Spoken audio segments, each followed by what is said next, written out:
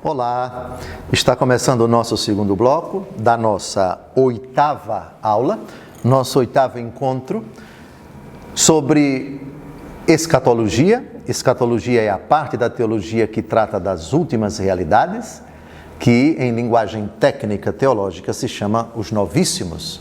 Os novíssimos são as últimas, as derradeiras coisas que acontecerão terminada a nossa aventura aqui na Terra, e são 4 os novíssimos: morte, juízo, inferno e paraíso. Ao tema da morte, já dedicamos 8 aulas, divididas em 4 bloquinhos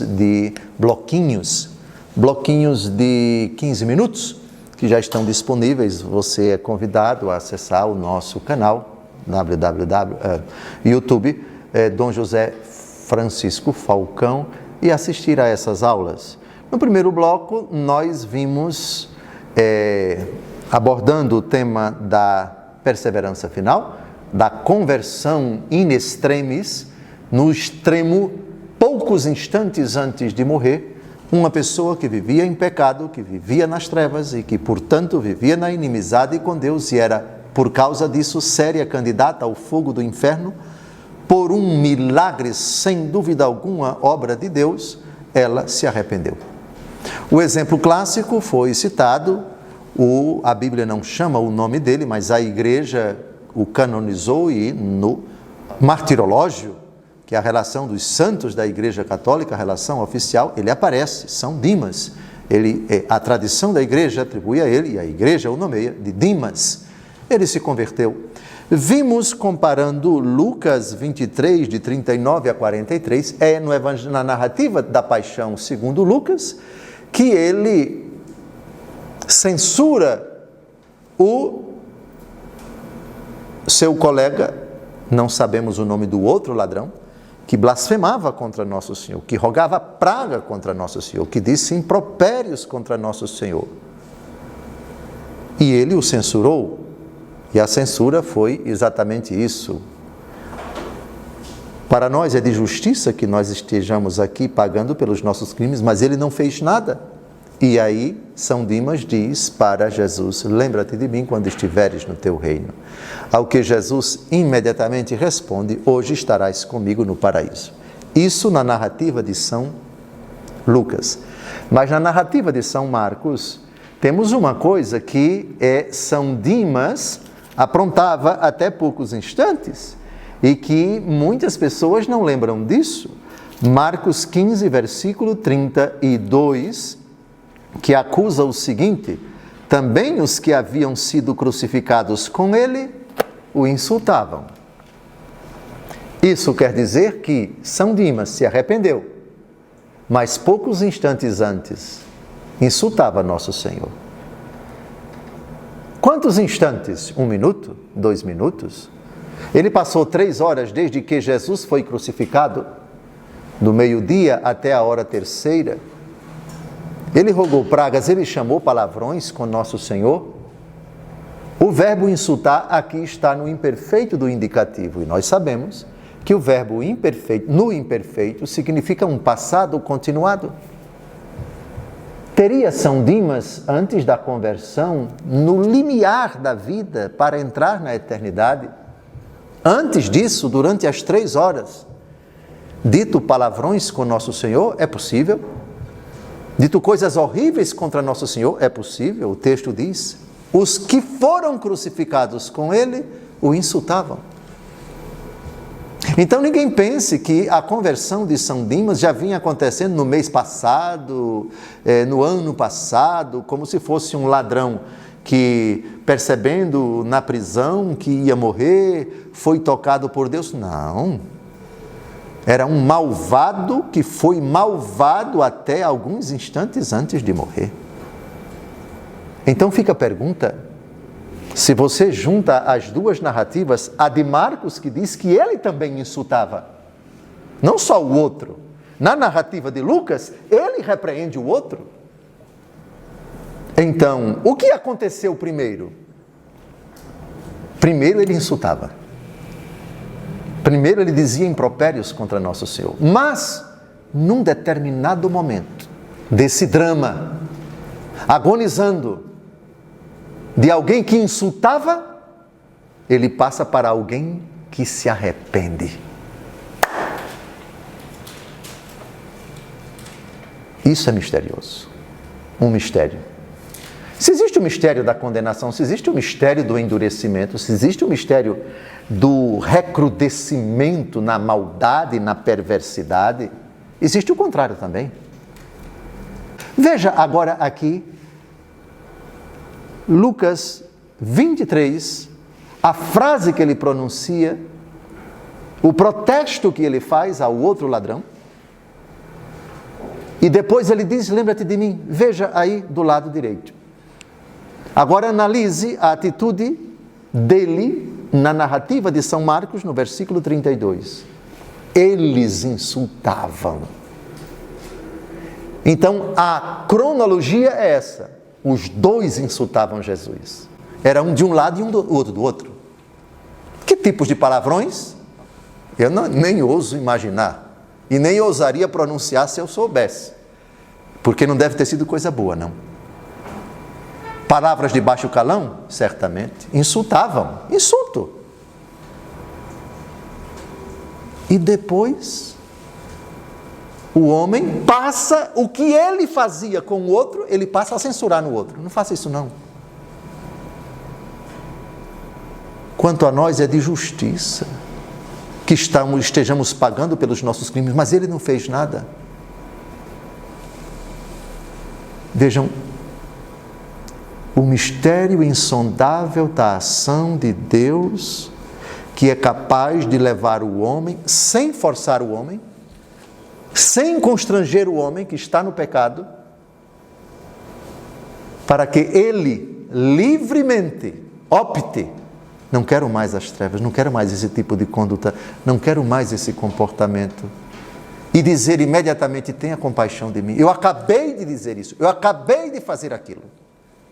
No caso aqui é insulto, mas imaginem quaisquer tipo de pecados. Prostituição, terrorismo, homicídio, tudo aquilo que a Escritura condena como pecado, como atitude que habilita uma pessoa para o fogo do inferno. E num determinado momento, numa determinada hora, eu diria, num determinado segundo, lembra-te de mim. E o que surpreende, o que encanta, o que apaixona na reação de Nosso Senhor, na resposta de Nosso Senhor, Jesus não dá um único sermão.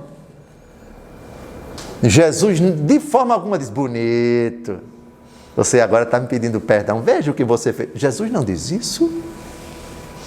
Jesus responde para ele, hoje estarás comigo no paraíso.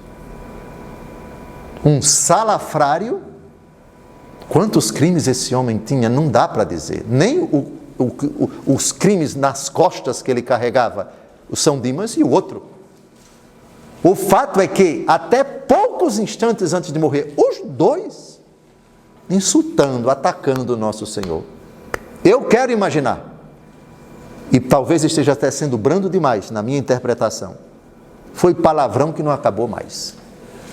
Deboche, anarquia, ridicularizando, debochando, desmerecendo, depreciando, insultando com todo tipo de palavra. Sabe, a pessoa morrendo nessa dureza de coração, mas foi tocado. Como se explica isso? Na minha pobre ignorância de bispo, não se explica só com a razão. Isso não é desse mundo. Isso é a perfeita conjunção entre a ação de Deus e a resposta do homem. O diabo não força ninguém a pecar. Deus também não força ninguém a se arrepender. E provo. Apocalipse capítulo 3, versículo 20. Aqui está a prova de que conversão não é Deus forçando. Se arrependa, rapaz. Se arrependa, rapaz. Senão você vai para o inferno. Não é assim, não. Não é assim. É assim. Vamos ler todos juntos? Apocalipse capítulo 3, versículo 20. Todos juntos. Eis que estou à porta e bato. Se alguém ouvir a minha voz e me abrir a porta, entrarei em sua casa e cearemos, eu com ele e ele comigo. Vejam a educação de Jesus. Estou à porta e bato. Quem bate a porta, a não ser que seja um doido que dá uma pancada na porta, o que significa bater a porta? É um gesto, presumidamente, num ambiente de pessoas civilizadas, por favor. Um ambiente educado, respeitoso, uma atitude educada, respeitosa, de quem sabe que vai entrar na intimidade do outro, está pedindo licença. Sim ou não? Sim. Estou à porta e bato. Se alguém abrir, ou seja, você abre se você quiser. Eu não estou forçando você. Aliás, vou fazer as palavras de Jesus. Eu sou Deus e poderia arrombar essa porta e forçar você a se arrepender. Mas não. Estou à porta e bato. Pedindo.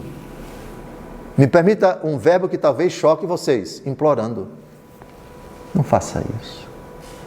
Não permaneça nessa situação. Eu estou lhe fazendo um convite. Estou à porta e bato. Se alguém abrir, entrarei. Eu acho que esse é um texto que ilustra muito bem o respeito que Deus Todo-Poderoso tem para com a nossa liberdade. Alguém pode dizer que na face da terra alguém foi forçado por Jesus a se arrepender? Não. Por outro lado, se o arrependimento é uma iniciativa própria, exclusiva, irrevogável, intangível da criatura, João capítulo 15, versículo 5, vamos ver aqui qual é a participação de Deus, qual é a participação do Senhor Jesus no processo de conversão de uma pessoa.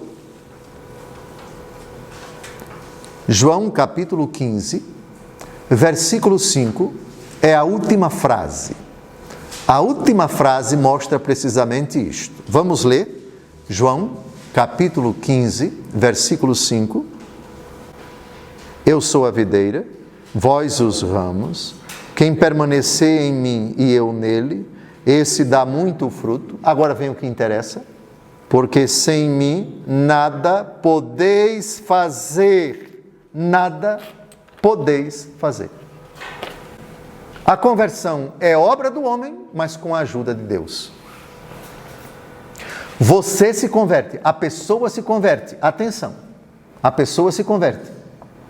É iniciativa dela. Deus não a força, mas a ajuda. Porque sem a ajuda da graça ninguém consegue se converter, ninguém consegue fazer nada. Sem mim, nada podeis fazer. Terminamos o segundo bloco.